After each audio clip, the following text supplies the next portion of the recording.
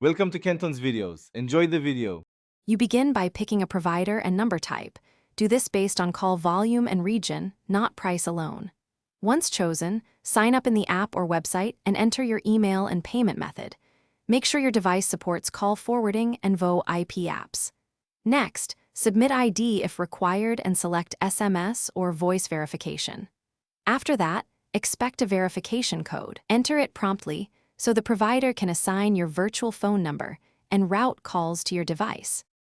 Once you have the number, configure routing. Decide whether calls go to the app, forward to your mobile, or land in voicemail. Then enable SMS and MMS if needed. Set voicemail to email so you get transcriptions and never miss messages. Make sure to define business hours, call queues, and failover routing in case your primary device is offline. Also customize caller ID and simultaneous ringing so calls reach multiple devices. This reduces missed contacts and keeps your number professional and reliable. Finish by thoroughly testing.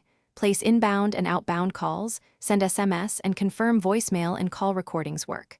Once done, review billing and number settings so renewals and add-ons are correct. If you encounter issues, first confirm forwarding rules and that your device has network permission. Next, check firewall or router blocking, app updates, and account call limits.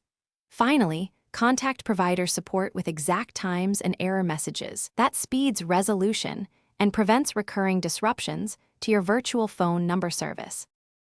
Thanks for watching. Consider subscribing if we helped you.